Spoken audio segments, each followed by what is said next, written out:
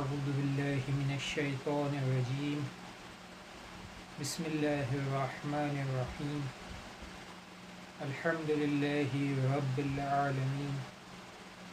اللهم صل على محمد وآل محمد وعجل فرجهم واللعنة الدائمة على أعدائهم أجمعين رب اشرح لي صدري ويسر لي أمري واحلل عقدة من لساني يفقهوا قولي۔ اللہ تعالیٰ نے انسانوں کی ہدایت کے لیے، شریعت کو پہنچانے کے لیے مختلف ادوار میں انبیاء کرام کو بھیجا۔ خاتم النبیین صلی اللہ علیہ وآلہ وسلم جو تمام انبیاء میں آخری نبی ہیں، ان کی وفات کے بعد بھی اپنی ہدایت کے سلسلے کو روکا نہیں ہے، اور ان کی وفات کے بعد بھی 12 اماموں کا سلسلہ جو خدا کی حجت اور خدا کی طرف سے بھیجے ہوئے ہادی اور رہنما ہیں، ان کا سلسلہ باقی رہا، کیونکہ زمین کبھی بھی حجت خدا سے خالی نہیں رہ سکتی۔ اسی لیے حدیث لوح میں اللہ تعالیٰ نے رسول اکرم صلی اللہ علیہ وآلہ وسلم کو ان کی وفات کے بعد آنے والے 12 اماموں کے نام بتا دیے تھے۔ یہ حدیث لوح کیا ہے؟ یہ حدیث لوح اصل میں اللہ تعالیٰ کی طرف سے بھیجا ہوا خط ہے، جو امام حسین علیہ السلام کی ولادت کے دن اللہ تعالیٰ کی طرف سے رسول اکرم صلی اللہ علیہ وآلہ وسلم کے پاس حضرت جبرائیل لے کر آتے ہیں۔ دراصل جب امام حسین علیہ السلام کی ولادت ہوتی ہے تو اللہ کے رسول اپنی بیٹی جناب سیدہ سلام اللہ علیہا کو اطلاع دیتے ہیں کہ یہ بیٹا کربلا کے میدان میں شہید کر دیا جائے گا، اور کربلا کے واقعات کو جناب سیدہ کے لیے بیان فرماتے ہیں۔ جب جناب سیدہ اس بات کو سنتی ہیں تو غمگین ہو جاتی ہیں اور گریہ کرنے لگتی ہیں۔ رسول صلی اللہ علیہ وآلہ وسلم جناب سیدہ کو خوش کرنے کے لیے ایک ہدیہ دیتے ہیں۔ وہ ہدیہ یہی حدیث ہوتی ہے کہ جو اللہ تعالیٰ کی طرف سے جناب رسول خدا صلی اللہ علیہ وآلہ وسلم کے لیے خط آیا تھا، اور رسول صلی اللہ علیہ وآلہ وسلم جناب سیدہ سے فرماتے ہیں کہ اے بیٹی پریشان نہ ہو، میرے بعد آنے والے 12 اماموں میں سے 9 امام اسی حسین ابن علی کی اولاد میں سے ہوں گے۔ یہ سن کر جناب سیدہ خوشحال ہو جاتی ہیں۔ یہ خط جناب سیدہ کے پاس ہوتا ہے۔ یہ حدیث لوح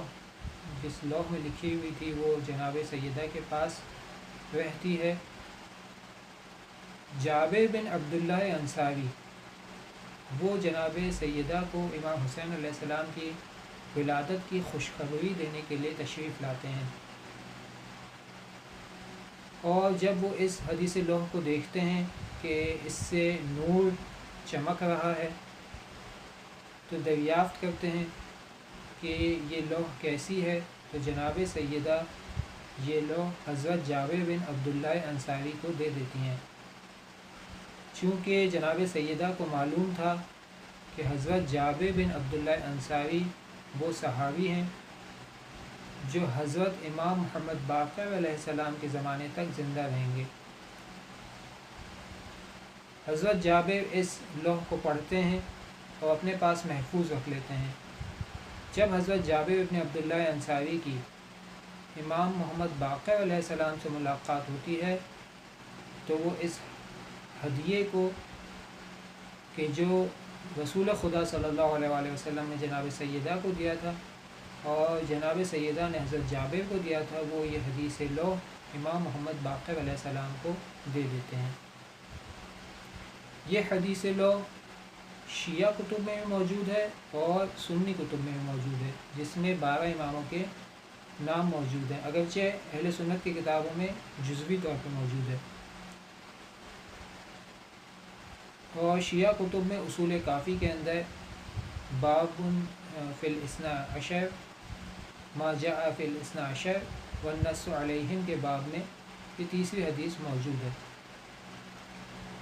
اس حدیث لوح کے اندر 11ویں امام حسن عسکری علیہ السلام کا جب نام آتا ہے تو ان کے لیے اللہ تعالیٰ ارشاد فرماتا ہے والخازن لعلمی الحسن، کہ 11ویں کا نام حسن ہے، جن کا لقب یہ ہے کہ وہ میرے علم کا خزانہ دار ہے۔ اب آپ سوچیں کہ اللہ تعالیٰ فرما رہا ہے کہ میرے علم کا خزانہ دار، تو خدا کا علم کیسا علم ہوگا؟ خود یہی ایک تفصیل طلب موضوع ہے، لیکن اللہ تعالیٰ خود نام بتاتا ہے 11ویں امام کا کہ ان کا نام حسن ہوگا۔ امام حسن عسکری علیہ السلام کے والد کا نام امام علی النقی علیہ السلام اور والدہ کا نام حضرت سوسن، جنہیں سلیل بھی کہتے ہیں اور حدیث بھی کہتے ہیں۔ اتنے سارے نام کیسے ہو سکتے ہیں؟ تو یہ آپ ابھی بھی دیکھ سکتے ہیں کہ مثلا جناب سکینہ بنت الحسین علیہ السلام کو پاکستان اور انڈیا کے اندر جناب سکینہ کے نام سے یاد کیا جاتا ہے، لیکن ایران، عراق اور شام کے اندر جناب رقیہ کے نام سے یاد کیا جاتا ہے۔ اسی طریقے سے امام علی النقی علیہ السلام کو پاکستان اور انڈیا کے اندر علی النقی، بر صغیر میں علی النقی کہا جاتا ہے، لیکن ایران اور عراق اور شام کے اندر امام الحادی کہا جاتا ہے۔ یہی بات امام محمد تقی علیہ السلام کے بارے میں بھی، امام محمد تقی علیہ السلام کو بر صغیر میں تقی کے لقب سے یاد کیا جاتا ہے، جبکہ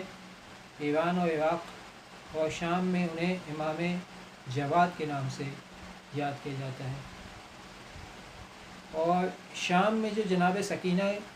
کے نام سے روزہ ہے وہ امام علی علیہ السلام کی بیٹی ہے سکینہ بنت علی، ورنہ خود جناب امام حسین علیہ السلام کی بیٹی کے لیے جو روزہ ہے اس پہ یہی نام سے یاد کیا جاتا ہے جناب رقیہ۔ تو اس لیے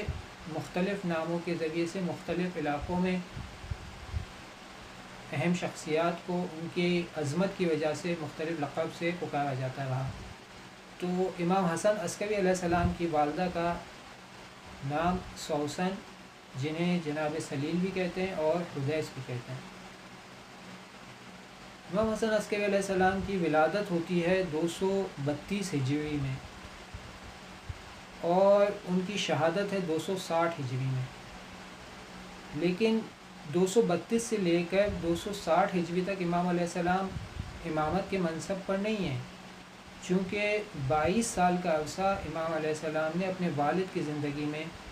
گزارا ہے، یعنی امام علی النقی علیہ السلام کی زندگی میں گزارا ہے۔ چونکہ امام علی النقی علیہ السلام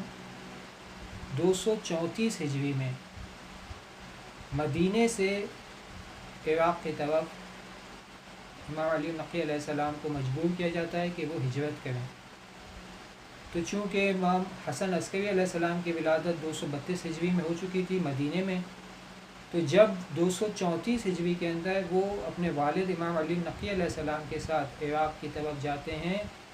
تو اس وقت ان کا سن مبارک 2 سال ہے، اور 254 ہجری تک یعنی 254 ہجری تک امام حسن عسکری علیہ السلام اپنے والد امام علی النقی علیہ السلام کی ہمراہی میں عراق کے ایک شہر جس میں مسلمانوں نے اور عباسی خلفاء نے جس شہر کو اپنے لشکر کا مرکز بنایا ہوا تھا وہاں پر زندگی گزارتے ہیں۔ عربی میں لشکر کو کہتے ہیں عسکر۔ تو چونکہ امام علی النقی علیہ السلام اور امام حسن عسکری علیہ السلام نے دونوں نے عباسی خلفاء کے لشکر کے مرکز میں زندگی گزاری اور ایک بڑا عرصہ گزارا، اس لیے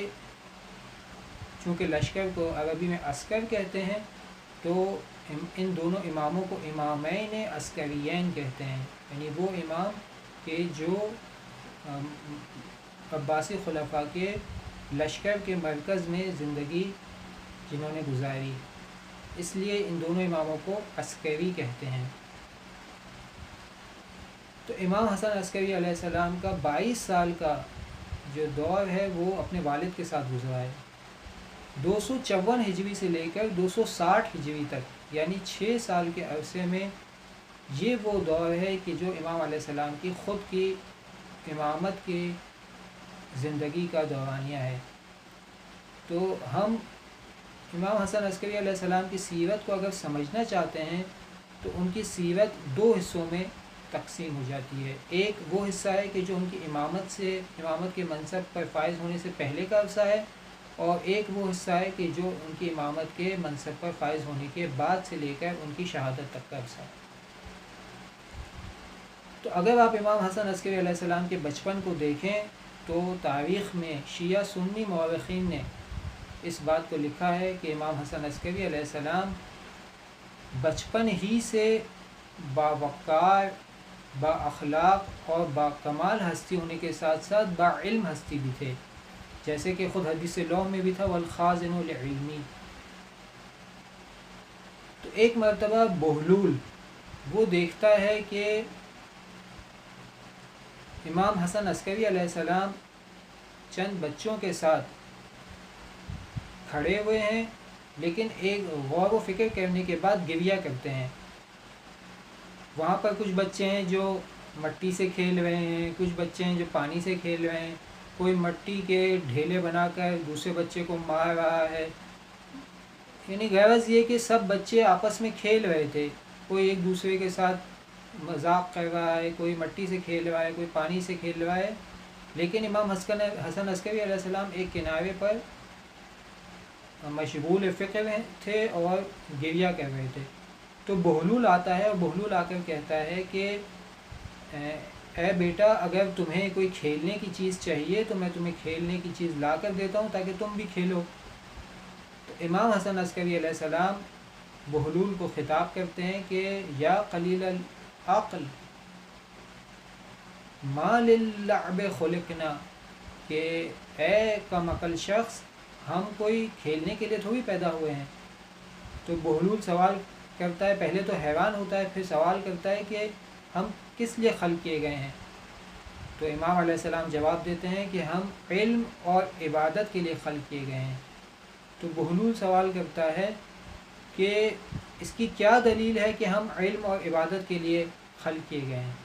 تو امام علیہ السلام جواب دیتے ہیں کہ قرآن مجید میں یہ آیت موجود ہے کہ افحسبتم انا خلقناکم عبثا، کہ کیا تم یہ لوگ یہ گمان کرتے ہو کہ ہم نے تمہیں عبث خلق کر دیا ہے اور تم ہماری طرف پلٹ کر نہیں آؤ گے؟ تو اس کا مطلب یہ ہے کہ امام علیہ السلام بچپن ہی سے با علم ہستی اور با کمال ہستی تھے۔ جب امام حسن عسکری علیہ السلام جوانی کے زمانے میں پہنچتے ہیں تو ان کے کمال اور ان کے علم کی وجہ سے، چونکہ شیعہ اور سنی دونوں ان کے علم کے معترف ہو چکے تھے، عباسی خلفاء امام حسن عسکری علیہ السلام کو بھی اپنے والد کے ساتھ زندان میں قید کر دیتے ہیں۔ اتنے میں عراق کے اندر شدید قسم کا قحط اور شدید قسم کی خشک سالی رونما ہوتی ہے، اور لوگوں کے پاس پانی نہیں بچتا ہے اور فصلیں نہیں اگتی ہیں، تو وہ پریشان ہو جاتے ہیں، اور وہ نماز کی جو بارش کے لیے آئی ہے وہ نماز پڑھنے کے لیے صحرا میں تمام مسلمان جاتے ہیں اور جا کر نماز استسقاء پڑھتے ہیں۔ استسقاء یعنی بارش کو طلب کرنا، تو بارش کو طلب کرنے کے لیے جو نماز ہے وہ صحرا میں جا کر پڑھی جاتی ہے، اور تمام مسلمان صحرا میں جاتے ہیں اور نماز استسقاء پڑھتے ہیں۔ پہلے دن نماز استسقاء پڑھتے ہیں لیکن بارش نہیں ہوتی، دوسرے دن پھر نماز استسقاء پڑھنے کے لیے جاتے ہیں لیکن بارش نہیں ہوتی ہے، تیسرے دن پھر نماز استسقاء کے لیے پڑھنے کے لیے جاتے ہیں لیکن بارش نہیں ہوتی ہے۔ تو اس زمانے میں عیسائیوں کا ایک عالم تھا، ایک دانشور تھا جس کا نام تھا جاثلیق۔ جاثلیق عیسائیوں سے کہتا ہے کہ چلو اب ہم جا کر اللہ سے اور اپنے معبود سے دعا کرتے ہیں۔ تو عیسائیوں کا یہ پورا گروہ، جیسا کہ آپ کو معلوم ہے کہ وہ عیسائی حضرت عیسیٰ علیہ السلام کو اللہ کا بیٹا مانتے ہیں، تو وہ مشرک ہیں۔ اس وجہ سے عیسائی اپنے مذہب کو ثابت کرنے کے لیے وہ جاتے ہیں اور میدان میں جا کر دعا کرتے ہیں۔ جاثلیق جیسے ہی دعا کرتا ہے تو اس کے دعا کرتے ہی بارش ہو جاتی ہے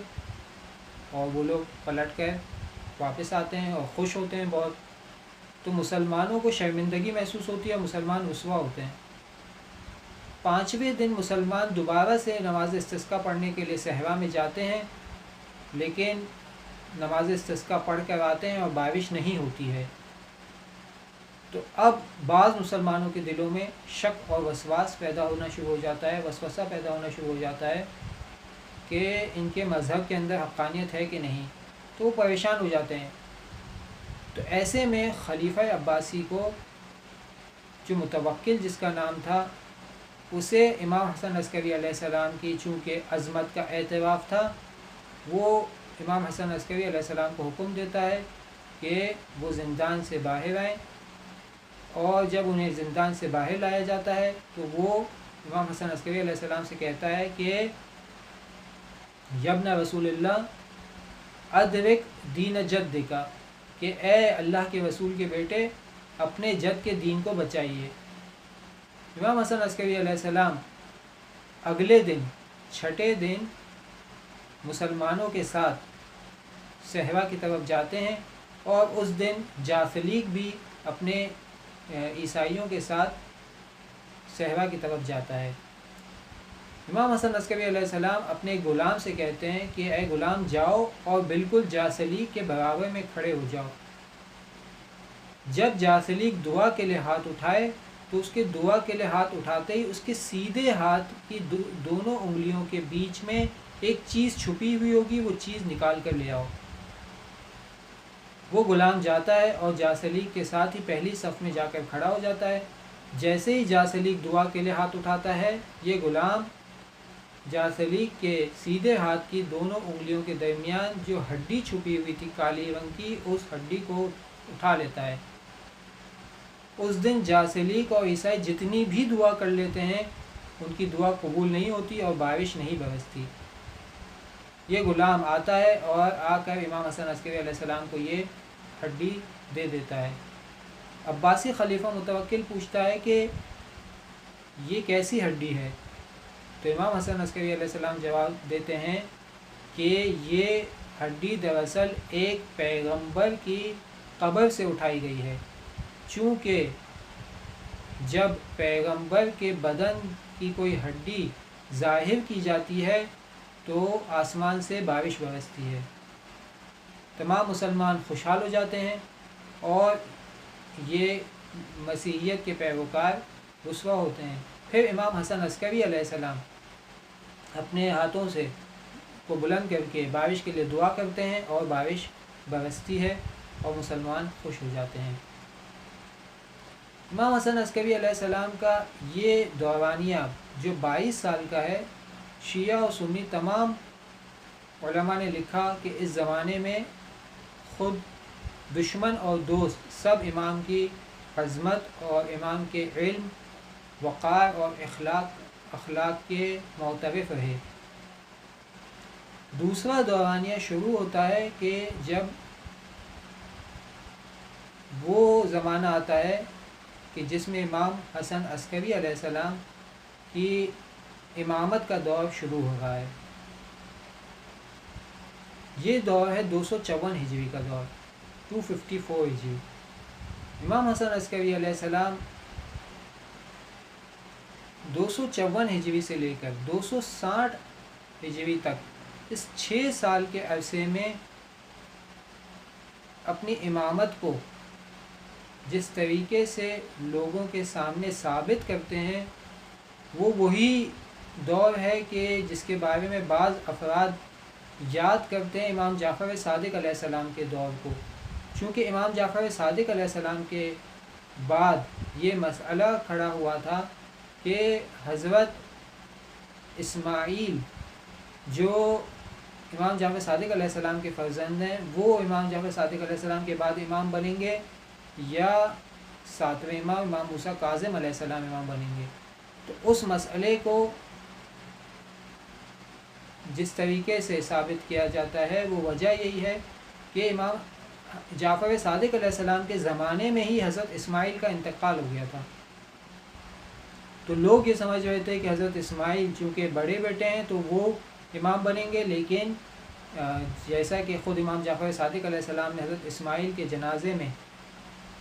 خود شرکت کر کے یہ بتایا تھا کہ دیکھو لوگوں، میری ہی زندگی میں اسماعیل کا انتقال ہو گیا ہے۔ اس کی وجہ یہی تھی کہ امام جعفر صادق علیہ السلام نے لوگوں کو بتا دیا تھا کہ میرے بعد موسیٰ کاظم علیہ السلام امامت کے منصب پر فائز ہوں گے۔ بالکل اسی طریقے سے امام علی النقی علیہ السلام کے زمانے میں، امام علی النقی علیہ السلام اور امام حسن عسکری علیہ السلام کے زمانے میں بعض لوگوں کو یہ شک و شبہ ہونے لگا کہ سید محمد امام بنیں گے، لیکن سید محمد کا انتقال ہو جاتا ہے اور امام حسن عسکری علیہ السلام زندہ رہتے ہیں امام علی النقی علیہ السلام کی شہادت کے بعد۔ امام علی النقی علیہ السلام کی شہادت کے بعد جب امام حسن عسکری علیہ السلام کا زمانہ آتا ہے تو امام حسن عسکری علیہ السلام اپنے وکلاء کو کہ جسے مثلا قم کے اندر امام حسن عسکری علیہ السلام نے اپنے ایک وکیل کو نمائندہ رکھا ہوا تھا جو مسجد بناتے ہیں، جس مسجد کا نام ہے مسجد امام حسن عسکری علیہ السلام، جو آج بھی موجود ہے اور حرم حضرت معصومہ سلام اللہ علیہ سے نزدیک ہے، جسے امام حسن عسکری علیہ السلام کے وکیل احمد بن اسحاق اشعری قمی نے بنایا تھا۔ یہ احمد بن اسحاق قمی وہ وکیل ہیں کہ جو ایسی ہستی ہیں کہ جن کے لیے امام حسن عسکری علیہ السلام نے ایک خاص ماحول بنایا کہ جب احمد بن اسحاق قمی امام حسن عسکری علیہ السلام سے ملاقات کرنے کے لیے آتے ہیں تو امام حسن عسکری علیہ السلام نے امام زمانہ کا دیدار امام حسن عسکری علیہ السلام نے احمد بن اسحاق قمی کو کرایا تھا۔ لیکن عزیزان گرامی دیکھیں کہ امام حسن عسکری علیہ السلام کے نزدیک سادات کا کتنا احترام ہے کہ ایک مرتبہ قم میں احمد بن اسحاق قمی سید حسین بن ساکن جو امام جعفر صادق علیہ السلام کی اولاد میں سے تھے لیکن ایک گناہ میں مبتلا تھے، سید حسین بن ساکن قمی، سید حسین بن ساکن ایک گناہ میں مبتلا تھے، وہ شراب پیا کرتے تھے، اگرچہ سید تھے لیکن شراب پیتے تھے، اور شراب بہت بڑا گناہ ہے۔ حتیٰ قرآن مجید کے اندر شراب کے لیے یہ آیت آئی کہ یا ایھا الذین آمنو، اے ایمان والوں، انما الخمر والمیسر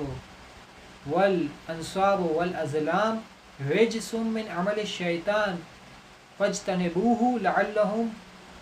لعلکم تفلحون، کہ اے ایمان والوں، بے شک شراب اور جوا اور آستانے اور پانسے یہ وہ چیزیں ہیں کہ جو اتنی گندی ہیں اور شیطان کے عمل میں سے ہیں، اس سے اجتناب کرو تاکہ تم کامیاب ہو جاؤ، امید ہے کہ تم کامیاب ہو جاؤ۔ تو یہ شراب بہت بڑا گناہ ہے۔ سید حسین بن ساکن ایک مرتبہ احمد بن اسحاق قمی سے ملنے کے لیے ان کے گھر تشریف لاتے ہیں۔ احمد بن اسحاق قمی کو معلوم ہے کہ یہ حسین بن ساکن، سید حسین بن ساکن شراب نوشی کرتے ہیں، تو وہ اپنے گھر میں انہیں داخل نہیں ہونے دیتے اور دھتکار دیتے ہیں۔ ایک مرتبہ احمد بن اسحاق قمی قم سے جاتے ہیں حج کرنے کے لیے، تو راستے میں سامرہ سے ہوتے ہوئے جاتے ہیں جہاں پر امام حسن عسکری علیہ السلام کی خدمت میں مشرف ہونا چاہتے ہیں،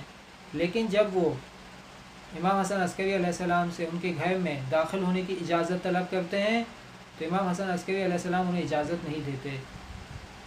ایسے جلیل القدر صحابی کہ جن کو امام حسن عسکری علیہ السلام نے اپنے فرزند امام زمانہ کی زیارت کرائی، ایسے جلیل القدر صحابی کے جو قوم میں ان کے نمائندے و وکیل تھے، اور مسجد امام حسن عسکری علیہ السلام ان کو انہوں نے بنایا امام حسن عسکری علیہ السلام کے حکم سے، لیکن امام حسن عسکری علیہ السلام ان کو گھر میں آنے نہیں دیتے اور اجازت نہیں دیتے۔ تو احمد بن اسحاق قمی کے پیروں سے زمین نکل جاتی ہے، وہ پریشان ہو جاتے ہیں اور گریہ کرنا شروع کر دیتے ہیں اور پوچھتے ہیں کہ مجھ سے کیا ایسا گناہ ہو گیا ہے کہ جس کی وجہ سے آپ مجھے اپنی خدمت میں مشرف ہونے کی اجازت نہیں دے رہے۔ امام حسن عسکری علیہ السلام کہتے ہیں کہ چونکہ تم نے میرے چچا کے بیٹے سید حسین بن ساکن کا احترام کرتے ہوئے انہیں گھر میں آنے کی اجازت نہیں دی تھی، اس لیے میں بھی تمہیں اپنے گھر میں آنے کی اجازت نہیں دوں گا۔ تو احمد بن اسحاق قمی ایک لمحے کے لیے پریشان ہو جاتے ہیں اور کہتے ہیں کہ یا امام، وہ تو شراب نوشی کرتا تھا، اس کی شراب نوشی کی وجہ سے میں نے اسے گھر میں آنے کی اجازت نہیں دی۔ تو امام جواب دیتے ہیں کہ اگرچہ کہ شراب بہت بڑا گناہ ہے،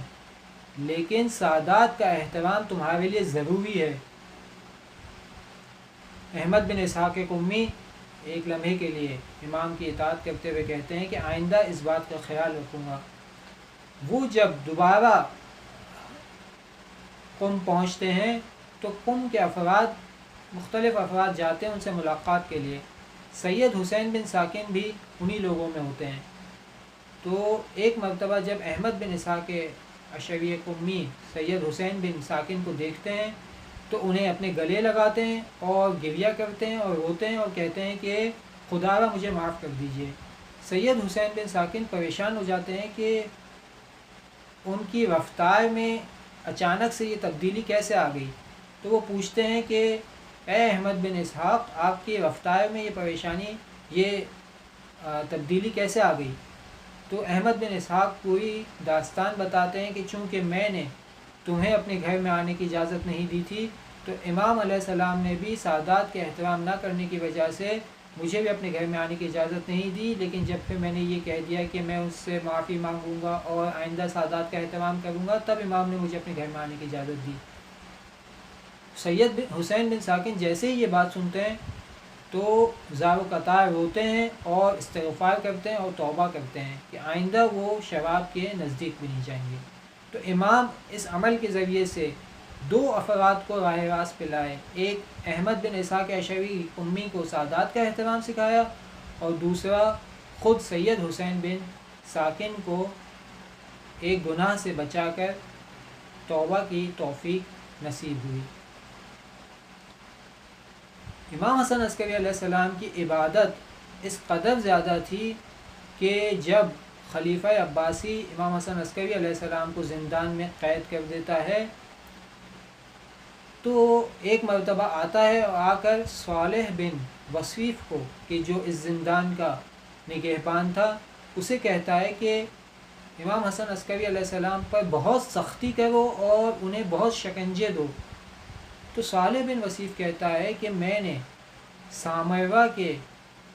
بدترین اور سخت ترین دو افراد کو امام حسن عسکری علیہ السلام پر معمور کیا، لیکن بجائے اس کے کہ وہ امام حسن عسکری علیہ السلام کو تبدیل کرتے، امام حسن عسکری علیہ السلام چونکہ دن میں روزے رکھتے ہیں اور رات میں عبادت کرتے ہیں، یہ دو سخت ترین اور بدترین افراد خود تبدیل ہو گئے اور اب یہ دو افراد بھی دن میں روزے رکھتے ہیں اور رات میں عبادت کرتے ہیں۔ اور جب میں نے ان سے پوچھا کہ یہ تبدیلی تم میں کیسے آئی، تو یہ دونوں افراد ہمیں جواب دیتے ہیں، ہم اس شخص کے بارے میں کیا کہیں کہ جو دن میں بھی خدا کی عبادت کر رہا ہوتا ہے اور رات میں بھی خدا کی عبادت کر رہا ہوتا ہے۔ امام حسن عسکری علیہ السلام کے پاس ایک ان کا صحابی آتا ہے جرجان سے، جس کا نام تھا جعفر جرجانی۔ وہ آ کر امام سے ملاقات کرتا ہے امام حسن عسکری علیہ السلام جعفر جرجانی سے کہتے ہیں کہ اے جعفر جرجانی، تم حج کرنے کے بعد آج کے دن سے لے کر گنتے جانا 170 دن کے بعد۔ یہ امام حسن عسکری علیہ السلام کا علم غیب ہے۔ امام حسن عسکری علیہ السلام جن کے لیے حدیث لوح میں آیا تھا والخازن لعلمی، یہاں نظر آتا ہے کہ امام حسن عسکری علیہ السلام جعفر جرجانی کو بتا رہے ہیں کہ تم 170 دن کے بعد جرجان پہنچو گے، اور جب تم جرجان پہنچو گے تو وہاں لوگ تم سے ملنے آئیں گے، اور تمہارے ہاں ایک بیٹے کی ولادت ہوگی، اس بیٹے کا نام صلت رکھنا، اور فلاں صحابی ہے، اس صحابی کے ہاں بھی بیٹے کی ولادت ہوگی، اس کا نام احمد رکھنا،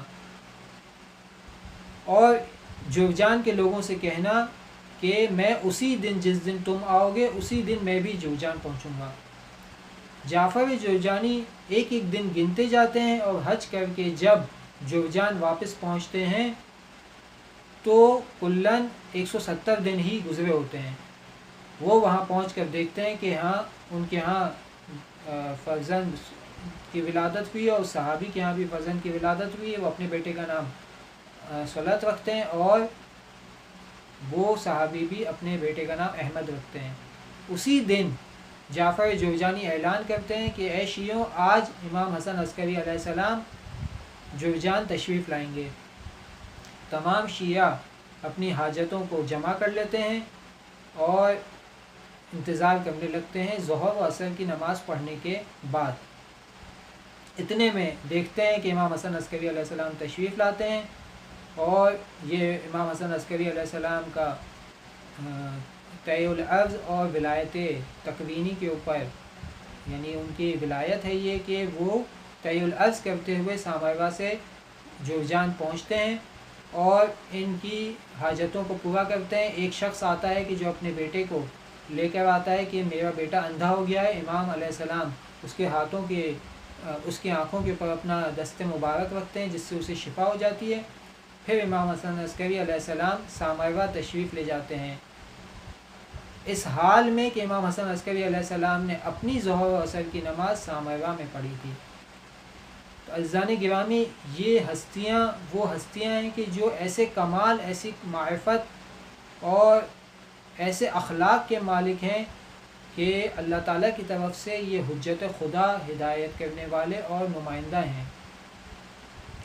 امام حسن عسکری علیہ السلام مومن کی علامتیں بتاتے ہیں،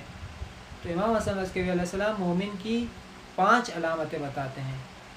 کہ مومن کی شیعہ ہونے کی 5 علامتیں یہ ہیں کہ پہلی علامت یہ ہے کہ وہ دن میں 51 رکعت نماز پڑھے گا، 51 رکعت نماز پڑھے گا۔ 51 رکعت کیسے نماز پڑھے گا؟ 17 رکعت واجب نماز پڑھے گا، فجر کی 2 رکعت، ظہر کی 4، عصر کی 4، مغرب کی 3 رکعت اور عشاء کی 4 رکعت، کلاً یہ 17 رکعتیں۔ اور مستحب نمازیں جو ہیں ان کی رکعتوں کو بھی آپ حساب کریں تو وہ ٹوٹل 34 رکعتیں بنتی ہیں۔ فجر کی 2 رکعت نافلہ ہیں، ظہر کی 8 رکعت نافلہ ہیں، عصر کی 8 رکعت نافلہ ہیں، مغرب کی 4 رکعت نافلہ ہیں، اور عشاء کی اگر آپ بیٹھ کر پڑھیں گے تو 2 رکعت، اور اگر کھڑے ہو کر پڑھیں گے تو وہ 1 رکعت شمار ہوتی ہے، اور نماز شب کی 11 رکعتیں ہیں۔ تو یہ جو مستحب اور نافلہ نمازیں ہیں وہ 34 رکعت اور یہ 17 رکعت ملا کر 51 رکعت نماز، یہ مومن کی علامت ہے۔ مومن کی دوسری علامت کیا ہے؟ مومن کی دوسری علامت ہے خاک پر سجدہ کرنا، یعنی مٹی پر سجدہ کرنا۔ مومن کی تیسری علامت ہے اربعین کے دن، یعنی چہلم امام حسین علیہ السلام کے دن زیارت اربعین پڑھنا۔ مومن کی چوتھی علامت یہ ہے کہ سیدھے ہاتھ میں انگوٹھی پہننا۔ سیدھے ہاتھ میں انگوٹھی پہننا یہ مومن کی علامت کیوں قرار پائی؟ دراصل رسول اکرم صلی اللہ علیہ وآلہ وسلم کی سنت تھی کہ وہ سیدھے ہاتھ میں انگوٹھی پہنا کرتے تھے۔ امام علی علیہ السلام کے دور میں جب جنگ صفین واقع ہوتی ہے تو جنگ صفین میں امام علی علیہ السلام کو ان کے اصحاب مجبور کرتے ہیں کہ وہ اپنی طرف سے ابو موسیٰ اشعری کو بھیجیں، اور حاکم شام وہ عمرو بن عاص کو بھیجتا ہے۔ ابو موسیٰ اشعری جب میدان میں جاتے ہیں، دونوں دولت الجندل میں بیٹھتے ہیں، تو عمرو بن عاص کہتا ہے کہ اے ابو موسیٰ اشعری، تم امام علی کو خلافت سے خلع کر دو، خلافت سے اتار دو، اور میں حاکم شام کو خلافت سے اتار دیتا ہوں۔ چونکہ ابو موسیٰ اشعری بھولے انسان تھے، وہ اسی وقت اعلان کر دیتے ہیں کہ اے لوگوں، میں نے علی کو خلافت سے اتار دیا ہے، خلافت سے ہٹا دیا ہے۔ عمرو بن عاص اسی وقت کھڑا ہو جاتا ہے اور کہتا ہے کہ اے لوگوں، تم نے سن لیا کہ ابو موسیٰ اشعری نے علی کو خلافت سے اتار لیا ہے، اور میں نے حاکم شام کو خلافت پر برقرار کر دیا ہے، رکھ دیا ہے۔ ویسے ہی جیسے میں سیدھے ہاتھ سے اپنی انگوٹھی کو نکال کر بائیں ہاتھ کی انگلی میں پہن لیتا ہوں۔ جب امویوں نے یہ فعل دیکھا تو انہوں نے بھی سیدھے ہاتھ سے اپنی انگوٹھی کو اتار کر بائیں ہاتھ میں پہننا شروع کر دیا۔ یہاں تک کہ امام حسن عسکری علیہ السلام کے زمانے تک یہ رواج رہا، لیکن جو شیعہ تھے انہوں نے سنت پیغمبر پر عمل کیا اور ہمیشہ دائیں ہاتھ میں ہی انگوٹھی پہنی۔ لیکن جب شیعوں کے اوپر سختیاں آ گئیں اور انہیں مجبور کیا جانے لگا کہ اپنے مذہب کو تبدیل کریں، یا یہ کہ ان پر قتل و غارت کی گئی، تو امام حسن عسکری علیہ السلام نے تقیہ کے طور پر کہا کہ اپنی جان بچانے کے لیے سیدھے ہاتھ سے اپنی انگوٹھی اتار کر الٹے ہاتھ میں پہن لو۔ پھر امام حسن عسکری علیہ السلام نے جب یہ حالات تھوڑے بہتر ہوئے تو واپس اجازت دی کہ سیدھے ہاتھ میں پہن سکتے ہیں۔ پھر کہا کہ مومن کی 5 علامتوں میں سے یہ ہے کہ وہ سیدھے ہاتھ میں انگوٹھی پہنا کرتا ہے۔ 5ویں علامت یہ ہے مومن کی جو امام علیہ السلام نے بتائی، وہ یہ کہ نماز کے اندر بسم اللہ الرحمن الرحیم کو بلند آواز سے پڑھے۔ عزیزان گرامی، یہ ہستیاں وہ ہستیاں ہیں جو قدم قدم پر اپنے آپ کو نمونہ عمل ثابت کرتی رہیں، اور یہ ہستیاں وہ ہستیاں ہیں کہ جنہوں نے جہاں دیکھا مسلمان پریشان ہیں ان کی پریشانی کو دور کرنے کی کوشش کی۔ لیکن ان مسلمانوں نے ان ہستیوں کے ساتھ کیا کیا؟ آپ جب کسی کے ہاں جاتے ہیں، کسی کے ہاں دعوت پر آپ کو بلایا جاتا ہے، تو جب آپ دعوت پر جاتے ہیں تو بچے پوچھتے ہیں بابا ہم کہاں جا رہے ہیں، ہمیں وہاں کیا ملے گا؟ تو وہاں پر آپ جواب دیتے ہیں کہ بیٹا ہماری آؤ بھگت ہوگی، ہمیں کھانے کے لیے دیا جائے گا، ہمیں اوڑھنے کے لیے چادریں دی جائیں گی، ہم وہاں آرام کریں گے، وہاں ہماری آؤ بھگت ہوگی، ہمارا استقبال ہوگا۔ لیکن عزیزان گرامی، جب امام حسن عسکری علیہ السلام کو ان کے گھر سے زندان کی طرف لے جایا جاتا ہے، جہاں زندان میں امام حسن عسکری علیہ السلام کو زہر دیا جاتا ہے، تو امام زمانہ نے شاید زبان حال سے پوچھا ہو کہ بابا ہمیں وہاں کیا ملے گا؟ امام حسن عسکری علیہ السلام نے جواب دیا کہ زبان حال سے جواب دیا ہو کہ وہاں میری موت کا سامان فراہم کیا گیا ہے۔ لیکن شاید انہیں کربلا کا میدان بھی یاد آ گیا ہو کہ کربلا کے میدان میں جب امام حسین علیہ السلام پہنچتے ہیں تو بی بی سکینہ نے شاید بابا سے زبان حال سے دریافت کیا ہو کہ بابا ہمیں کیا ملے گا۔ تو روایت کے الفاظ ہیں کہ امام حسین علیہ السلام نے کربلا پہنچتے ہی جب خیمے لگانے کا حکم دیا تو یہ جملہ کہا کہ ہا ہنا محتو حالنا،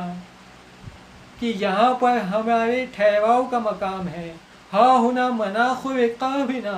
ہمارے گھوڑوں کو یہاں پر روک دیا جائے گا، ہا ہنا مقتل رجالنا، یہاں پر ہمارے مردوں کو قتل کر دیا جائے گا، ہا ہنا مذبح اطفالنا، یہاں پر ہمارے بچوں کو ذبح کر دیا جائے گا، ہا ہنا حتق حریمنا۔ میں اس جملے کا کیسے ترجمہ کروں؟ میں یوں ترجمہ کروں گا کہ یہاں ہمارے مستورات کی توہین کی جائے گی اور ہماری مستورات سے چادروں کو چھین لیا جائے گا۔ عزیزان گرامی، امام حسن عسکری علیہ السلام کو زہر دے دیا جاتا ہے، وہ جب گھر تشریف لاتے ہیں، بیماری کے عالم میں ہیں، بستر مرگ پر لیٹتے ہیں اور امام زمانہ سے پانی کی درخواست کرتے ہیں، امام زمانہ عجل اللہ فرجہ پانی کا گلاس جب لاتے ہیں تو ایک مرتبہ امام حسن عسکری اپنے ہاتھ سے اس گلاس کو اٹھانا چاہتے ہیں، لیکن ہاتھ کپ کپاتا ہے، لرزتا ہے۔ میں کہوں گا مولا، یہاں تو آپ کو آپ کے بیٹے نے، جب باپ نے بیٹے سے پانی کا سوال کیا تو امام زمانہ پانی لے کر آ گئے، لیکن کربلا میں آئیے، ایک بیٹا باپ سے پانی کا سوال کرتا ہے۔ علی اکبر کہتے ہیں بابا مجھے تھوڑا سا پانی مل جائے تو میں اس فوج اشقیاء کو برباد کر دوں۔ امام فرماتے ہیں بیٹا جاؤ، اب جا کر تمہارے جد رسول اللہ تمہیں حوض کوثر سے سیراب کریں گے۔ عزیزوں، امام حسن عسکری علیہ السلام کی شہادت ہو جاتی ہے۔ امام زمانہ امام حسن عسکری علیہ السلام کے جنازے کو آمادہ کرتے ہیں، غسل و کفن دیتے ہیں اور نماز جنازہ میں جعفر کذاب کو ہٹا کر خود نماز جنازہ پڑھتے ہیں۔ میں کہوں گا مولا، آج آپ کی یتیمی کی رات ہے، آج آپ کے بابا شہید ہو گئے ہیں۔ جب کوئی یتیم ہو جاتا ہے تو اسے تسلیت دی جاتی ہے، مولا ہم آپ کو تسلیت کیسے دیں؟ نہیں معلوم آپ کہاں موجود ہیں، آپ غیبت میں ہیں۔ مولا آج رات جب آپ سامنے جائیں تو ہمیں بھی ساتھ لے جائیے گا، لیکن مولا جب آپ نے اپنے بابا کو شہید دیکھا تو غسل دیا، کفن دیا، جنازہ ہوا، لیکن مولا کربلا کے میدان میں آئیے، حسین ابن علی کا جنازہ پڑا ہے، کوئی اٹھانے والا نہیں۔ الا لعنت اللہ علی القوم الظالمین وسیعلم الذین ظلموا ای منقلب ینقلبون۔ خدایا تجھے واسطہ محمد و آل محمد کا ہماری اس قلیل سی عبادت کو قبول و مقبول فرما۔ خدایا تجھے واسطہ محمد و آل محمد کا بانیان مجلس کی، سامعین کی اور تمام ان افراد کی کہ جو مشکلات میں گرفتار ہیں، مومنین مشکلات میں گرفتار ہیں، خدایا ان کی مشکلات کو دور فرما، ان کی حاجتوں کو روا فرما۔ خدایا تجھے واسطہ محمد و آل محمد کا جن جن افراد نے اس کلاس کے لیے، ان کلاسز کے لیے، اس مدرسے کے لیے، ان مجالس کے لیے دامے درہمیں سخنیں تعاون کیا، خدایا ان کی مشکلات کو آسان فرما، ان کے مرحومین کی مغفرت فرما۔ پروردگار ہم سب کے مرحومین کی مغفرت فرما اور ہمیں امام زمانہ کے سپاہیوں میں سے شامل فرما اور ان کے اعوان و انصار میں شمار فرما۔ اللہم عجل لولیک الفرج، ربنا تقبل منا انک انت السمیع العلیم وتب علینا انک انت التواب الرحیم۔